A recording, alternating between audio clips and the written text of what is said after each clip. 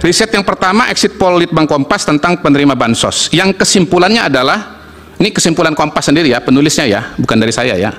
Tidak ada perbedaan proporsi penerima bansos di antara pemilih ketiga calon. Dan perlinsos atau bansos bukan penentu untuk kemenangan kandidat. Itu adalah kutipan tulisan peneliti dari Kompas ya. Yang kesimpulannya di bawah itu saya garis bawahi, dalam hal ini berarti bansos tak menjadi faktor pengubah elektabilitas capres dan cawapres. Ini adalah screenshot dari tulisan peneliti Kompas. Yang kedua, survei indikator politik Indonesia tentang jumlah penerima bansos dan pola pilihan paslon. Saya juga kesimpulannya tidak ada variasi pilihan capres antara yang menerima dan tidak menerima bansos. Sama aja, terima bansos, nggak terima bansos, itu tetap milih Prabowo Gibran.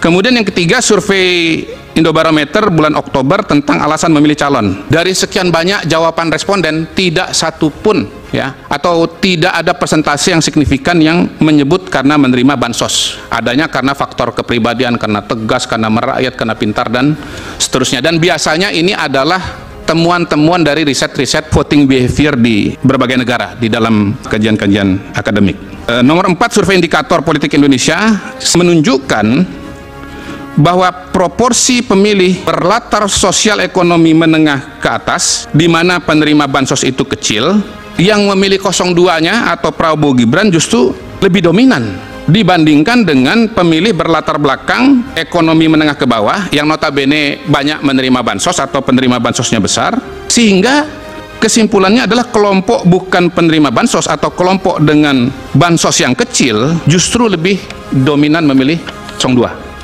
Bahwa melihat efek bansos pada pilihan capres lewat hasil pemilu, kita lihat di luar negeri, di situ ternyata di luar negeri di mana tidak ada bansos, tidak ada kepala desa, itu malah angka 02 63,7. Kemudian bukan cuma dari angka tetapi juga dari PPLN dominan, 66 PPLN dari 127. Kemudian kita lihat di Sumatera Barat dan Aceh di mana ada bansos dibagikan, yang menang adalah Anies dan Muhaimin ya, Prabowo Gibrannya kalah. Dan sebetulnya kalau kita mau lebih cermat, bahkan di provinsi yang dimenangkan oleh Prabowo Gibran angkanya juga bervariasi. Di Jawa Timur 65, di Jawa Tengah 53. Jadi harusnya kalau memang bansos itu variabel yang sangat dominan, maka dia menjadi sebuah konstanta di mana kira-kira angka di seluruh provinsi itu harusnya kurang lebih sama. Tapi nyatanya kan sangat bervariasi, artinya ada variabel-variabel yang berpengaruh. Kelihatannya bansos ini pengaruhnya ya, kalau kita lihat pola-pola tadi ya, sebetulnya tidak ada.